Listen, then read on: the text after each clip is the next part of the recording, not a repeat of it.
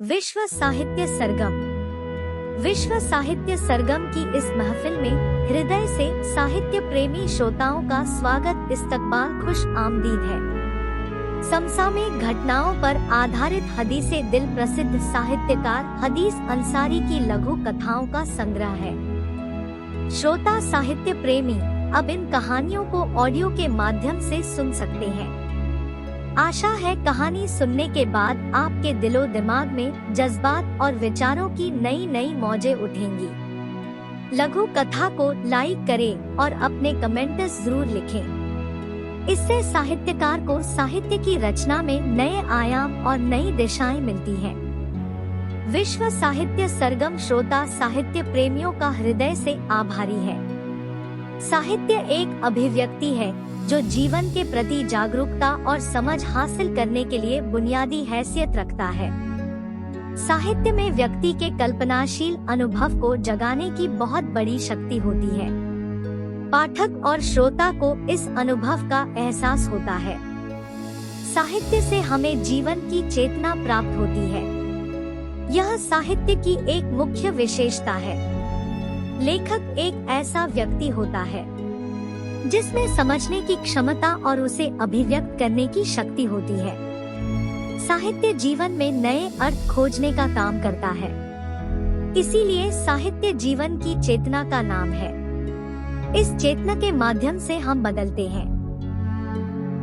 इससे हमें कार्य करने की शक्ति मिलती है।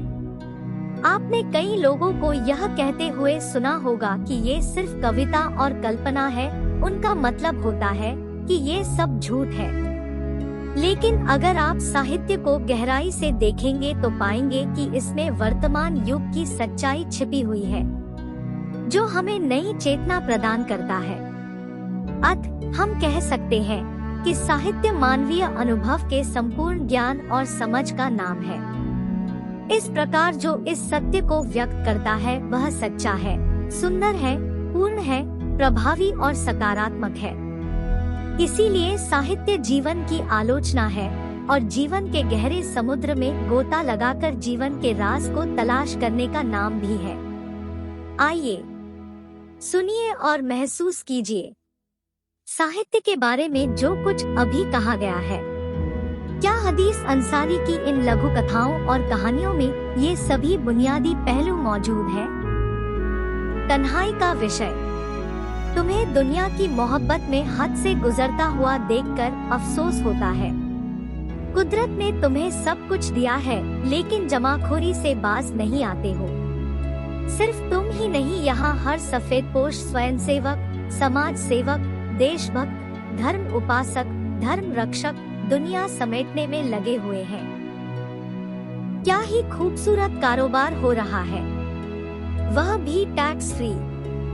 दरगाह और मंदिरों में दान की रकम का कारोबार। यह मुझे कभी समझ में नहीं आया कि जिसने यह सारी कायनात बनाई, हर तरह के प्राणी जीव बनाए, इनमें सबसे श्रेष्ठ इंसान को बनाया और कायनात की हर चीज को इंसान के लिए बनाया ताकि वह इन सब से फायदा हासिल करे। जब वही सबका राज़िक और मालिक है, इंसान मौत की हकीकत से भी अनभिज्ञ नहीं है, फिर भी दुनिया की मोहब्बत में सुबह से शाम तक लगा हुआ है।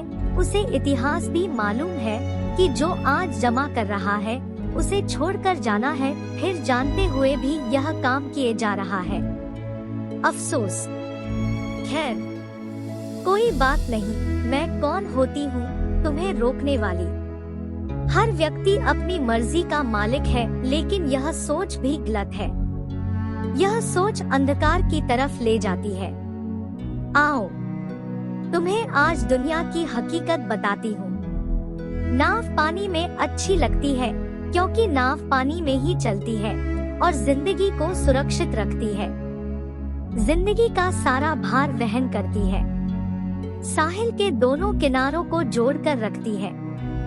दोनों तरफ साहिल पर आवाज जिंदगी को हमेशा नए आयाम देती है और दोनों को खुशगवार बनाने का काम करती है।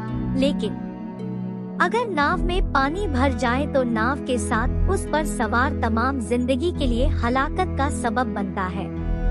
ऐसे ही दुनिया में हमारी, तुम्हारी और सबकी जिंदगी है। दुनिया समुद्र है, जिंदगी नाव है। अगर किसी ने दुनिया की मोहब्बत को अपने दिल में हद से ज्यादा जगह दिया तो उसे डूबने से कोई बचा नहीं सकता है।